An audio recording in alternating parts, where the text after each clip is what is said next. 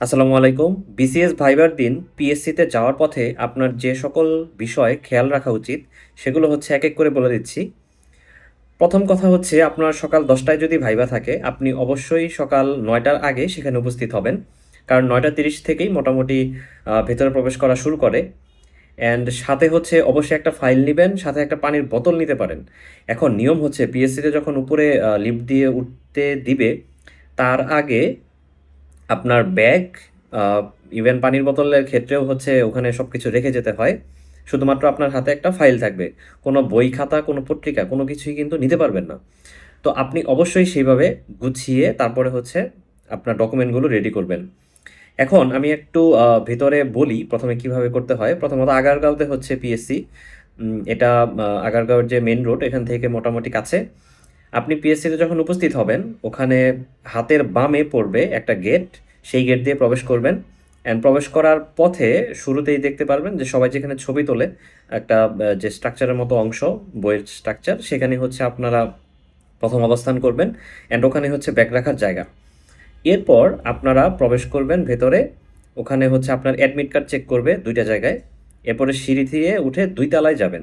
২ তলায় গিয়ে হচ্ছে পিএসসির একটা মাল্টিপারপাস হল রুম আছে। সেই হল রুমে আপনি বসবেন। হল রুমটা হচ্ছে অনেক বিশাল।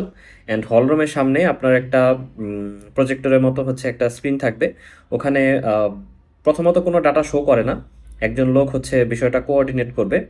সেই কোঅর্ডিনেট থেকে একসময় আপনাদেরকে একটা ওএমআর ফর্ম দেওয়া হবে। সেই ওএমআরে আপনার অ্যাটেন্ডেন্স সেখানে শো করবে। এবং একটা হচ্ছে ওএমআর এবং সেখানে হচ্ছে চয়েস লিস্ট থাকবে। নতুন করে হচ্ছে চয়েস লিস্ট দেওয়ার একটা অবকাশ থাকবে। অ্যান্ড এখানে পর্যাপ্ত পরিমাণ সময় পাবেন। অ্যান্ড আপনার যদি মনে হয় যে আপনি ওয়াশরুম ইউজ করবেন বা যেকোনো হচ্ছে ফেসিলিটি দরকার, তাহলে আপনি মাল্টিপারপাস হল থেকে আপনি সহজেই সেগুলো গুছিয়ে নিতে পারবেন। ধরেন আপনি শার্টের টাই পরেননি। আপনি ওখানে গিয়েও হচ্ছে পড়তে পারেন, হ্যাঁ? মানে এমন না যে আপনার খুব পরিপাটি হয়ে যেতে হবে। প্রথমত ব্লেজার হচ্ছে আপনারা প্রথমত হাতে রাখবেন। আমার কোনো পয়েন্ট আমি দেখি না যে আপনার ব্লেজার শুরুতে পরেই হচ্ছে পিএসসির ভিতরে প্রবেশ করতে হবে। এরকম কোনো প্রয়োজনীয়তা নেই। তো এই তো আপনারা মাল্টিপারপাস হলরুম থেকে আপনাদের সামনে প্রজেক্টরে হচ্ছে ভাইবা বোর্ডের নাম লিখা থাকবে এবং রুল লেখা থাকবে। অ্যান্ড খুবই আনফরচুনেট যে আমি দূরে তো একটু কম দেখি, চশমা পরে হচ্ছে আমি তেমন কিছুই দেখছিলাম না। আরেকজনের কাছ থেকে শুনতে হতো যে আমি আসলে কোন বোর্ডে আছি বা কী অবস্থা। তো এরপর আমরা বোর্ডটা সিলেক্ট করব। সাপোজ আপনার ৬০৬ নাম্বার বোর্ড। তো আপনি সিরিয়ালে লিফটে দাঁড়াবেন। লিফটে হচ্ছে সিরিয়াল করে নিবে মাল্টিপারপাস হলরুম থেকে। আপনি অবশ্যই খেয়াল রাখবেন যে আপনার রুম নাম্বার কত। যেমন ৬০৬, তাহলে হচ্ছে লিফটে ৬ যাবেন। এরপর হচ্ছে ৬০৬ নাম্বারে দেখবেন আপনারা ১৬ জন মেম্বার থাকবে। অ্যান্ড বোর্ডের ক্ষেত্রে আমি একটু বলে দিই, যখন হচ্ছে আপনারা কে কোন বোর্ড এটা যখন নির্ধারণ হবে, এই বিষয়টা অনেকটা আম সিরিয়াল কিন্তু মেইনটেইন করা হয় না। ধরেন আপনি ভাইবা বোর্ড দিবেন, আপনি কত সিরিয়ালে হলরুমে প্রবেশ করবেন, ভাইবা বোর্ডে প্রবেশ করবেন, এইটা কিন্তু ১ম এ না। আপনার যে রুলটা আসবে, স্ক্রিনে যে রুলটা আসবে এটা হচ্ছে জাস্ট র্যান্ডমলি সাজানো। তো অনেকে হচ্ছে আতঙ্কগ্রস্ত হয়ে পড়ে যে আমার স্যারের বোর্ডে ১ম নাম, মানে বোর্ড যে মেম্বার আছে এখানে ১ম এই হচ্ছে তার রুল যখন হচ্ছে স্ক্রিনে দেখে, মনে করে যে ভাইভাতে সে ১ম এই ঢুকবে। কিন্তু ব্যাপারটা তা না। এটা হচ্ছে অনেক বেশি সফল হয়। আপনারা ভাইবা বোর্ডে প্রবেশ করার যে সিরিয়াল, এটা আসলে মেইনলি যখন ওই চেয়ারম্যান স্যারের রুমে যাবেন, এরপরেই জানতে পারবেন। তার আগে হচ্ছে জানা পসিবল নয়। তো শুরুতে আতঙ্কিত হওয়ার কিছু নেই। আর অবশ্যই সাথে একটা কলম রাখবেন। অ্যান্ড মোস্ট ইম্পোর্টেন্টলি, আপনারা অনেকেই হচ্ছে ভাইবা যে চয়েস সেটা হচ্ছে চেঞ্জ করেন। তো আমার মনে হয় ভাইবার যে কোডগুলো, যে কোন ক্যাডারের জন্য কোন কোড, সেই কোডগুলো হচ্ছে খুব ভালো করে মনে রাখা খুব জরুরি। কারণ হচ্ছে যখন আপনাকে ওএমআর দেবে, আপনার কাছে কিন্তু কোনো বাড়তি ডকুমেন্ট থাকবে না। তো এটা কিন্তু আপনার মনে রাখা জরুরি। তবে সবচাইতে শর্টকাট হচ্ছে, আমি জানি না এখানে বলা উচিত কিনা, আপনি একটা আলাদা পেপার রাখবেন।